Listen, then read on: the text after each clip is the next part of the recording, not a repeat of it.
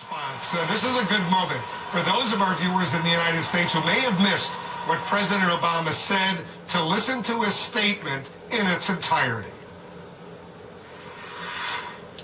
Good evening. Tonight, I can report to the American people and to the world that the United States has conducted an operation that killed Osama bin Laden, the leader of Al-Qaeda, and a terrorist who's responsible for the murder of thousands of innocent men, women, and children. It was nearly 10 years ago that a bright September day was darkened by the worst attack on the American people in our history. The images of 9/11 are seared into our national memory. Hijacked planes cutting through a cloudless September sky, the Twin Towers collapsing to the ground, black smoke billowing up from the Pentagon, the wreckage of Flight 93 in Shanksville, Pennsylvania, where the actions of heroic citizens saved even more heartbreak and destruction. And yet we know that the worst images are those that were unseen to the world. The empty seat at the dinner table, children who were forced to grow up without their mother or their father, parents who would never know the feeling of their child's embrace, nearly 3,000 citizens taken from us, leaving a gaping hole in our hearts. On September 11th, 2001, in our time of grief, the American people came together. We offered our neighbors a hand, and we offered the wounded our blood. We reaffirmed our ties to each other and our love of community and country. On that day, no matter where we came from, what God we prayed to, or what race or ethnicity we were united as one American family. We were also united in our resolve to protect our nation and to bring those who committed this vicious attack to justice. We quickly learned that the 9/11 attacks were carried out by Al-Qaeda, an organization headed by Osama bin Laden, which had openly declared war on the United States and was committed to killing innocents in our country and around the globe. And so we went to war against Al-Qaeda to protect our citizens, our friends, and our allies. Over the last 10 years, thanks to the tireless and heroic work of our military and our counterterrorism professionals, we've made great strides in that effort. We've disrupted terrorist attacks and strengthened our homeland defense. In Afghanistan, we removed the Taliban government, which had given bin Laden and Al-Qaeda safe haven and support.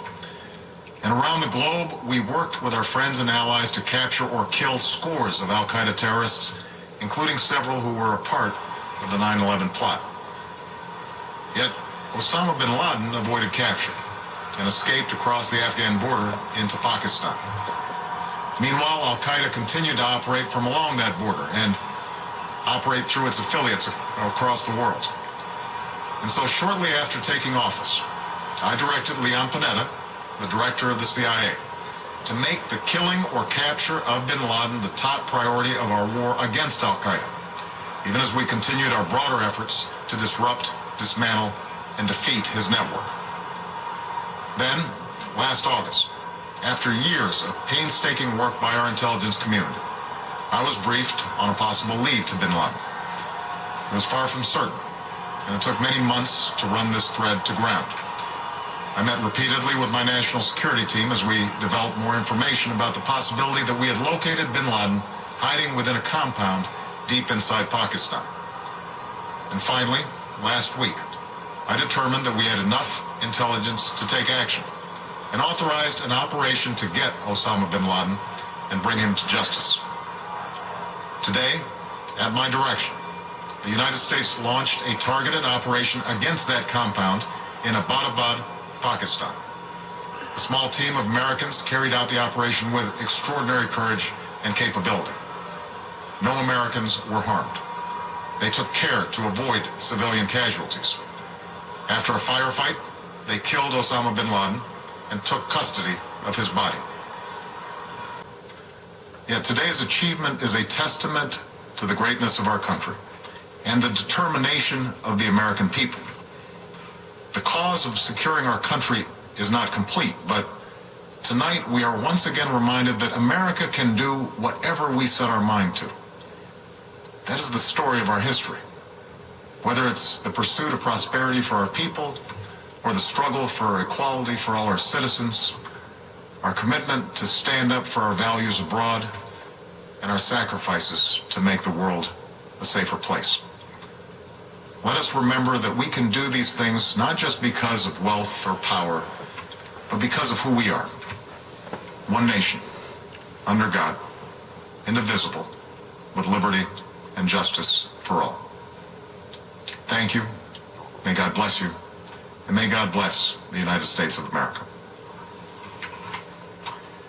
The President of the United States, that was a little bit more than an hour ago. He addressed the nation and the world and confirming what we had learned only moments earlier, that the U.S., in an operation with the support of the government of Pakistan, had found Osama bin Laden at a mansion not far away, about 60 miles, 100 kilometers or so outside of Islamabad, went in there with a special operations force after a firefight, killed bin Laden. Now they're celebrating outside of the White House. I want to show you some live pictures right now on Pennsylvania Avenue outside the north portico of the White House. People have gathered, a lot of students from George Washington University, other campuses in the D.C. area. They brought American flags. They're cheering, they're singing, they're celebrating. They're also celebrating in New York City at a very, very moving place. This is Ground Zero. You're looking at pictures from Ground Zero in New York City. What was the World Trade Center? Some 3,000 people were killed almost 10 years ago.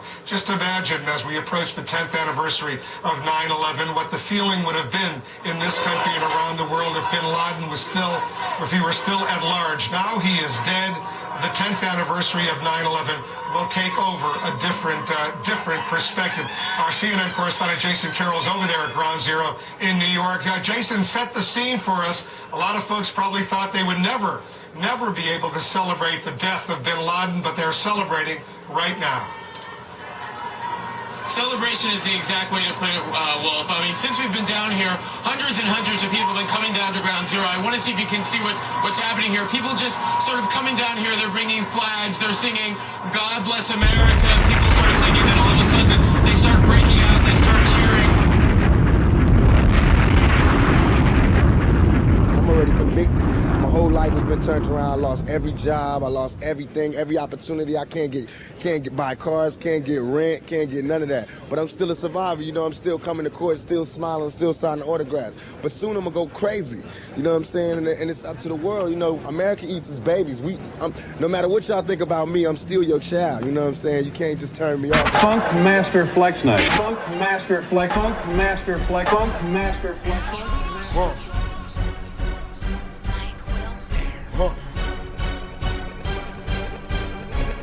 Maybach music. Funk Master Flex Night. Funk Master Flex. Tupac Funk back. Master Flex. That's all these bitches screaming that Tupac back. All eyes on me. Better picture me rolling, riding brand new rims, but them bitches are stolen. Stranded on death row.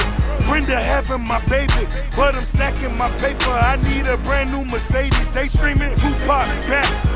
Tupac back. That's all these Funk bitches Master screaming Flex Night. that Funk Tupac Master back. Flex.